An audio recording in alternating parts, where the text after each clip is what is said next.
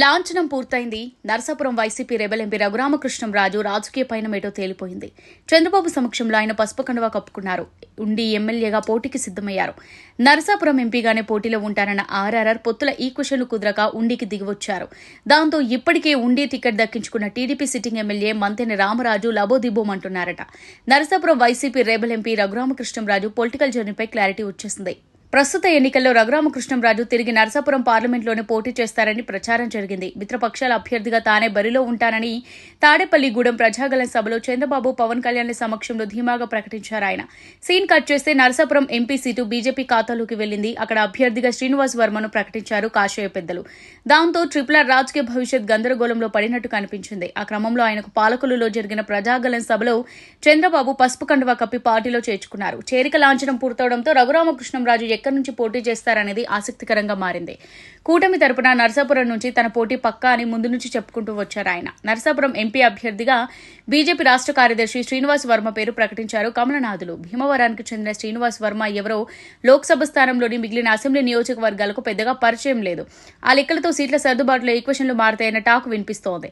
నరసాపురంలో రఘురామకృష్ణంరాజే correct candidate అని, ఆయన ఎంపీగా బరిలో దిగితే అసెంబ్లీ సెగ్మెంట్లలో కూడా ప్రభావం చూపించగలుగుతారన్న అభిప్రాయం వ్యక్తమవుతోంది.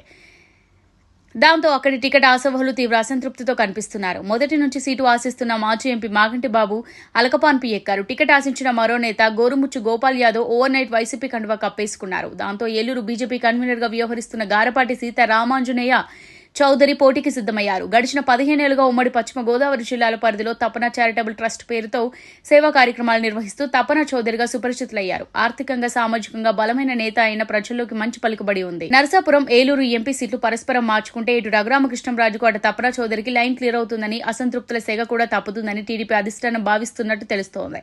అయితే అదే సమయంలో లోక్సభ సెగ్మెంట్లపై ఈక్వెషన్లు కుదరకపోతే రఘురామకృష్ణంరాజు అసెంబ్లీకి పోటీ చేస్తారన్న ప్రచారం మొదలైంది. ఆయన్ని ఉండి ఎమ్మెల్యేగా పోటీ చేయడానికి సిద్దమయ్యారనే టాక్ వినిపించింది. చివరికి అదే నిజమైంది. ఇప్పటికే ఉండి స్థానానికి ఇప్పటికే టీడీపీ అభ్యర్థిని ప్రకటించింది. సిట్టింగ్ ఎమ్మెల్యే మంతెన రామరాజు ఉండి నుంచి టీడీపీ తరపున మరోసారి పోటీ చేస్తారని ఫస్ట్ లిస్ట్ లోనే ప్రకటించారు చంద్రబాబు. అయితే ఇప్పుడు అభ్యర్థిని మార్చేశారు. గత ఎన్నికల్లో ఎదురుగాలిలోనూ గెలిచిన రామరాజును పక్కన పెట్టి ఆర్ఆర్ఆర్ ను ఉండి అభ్యర్థిగా ప్రకటించారు టీడీపీ అధినేత. దాంతో ఇప్పుడు మంతెన రాజు లాబోదిబోమంటున్నారట. మరి ఇప్పుడు ఏలూరు, నరసాపురం ఎంపీ స్థానంలో పరిస్థితిని ఎలా చక్కదిద్దుతారో చూద్దాం.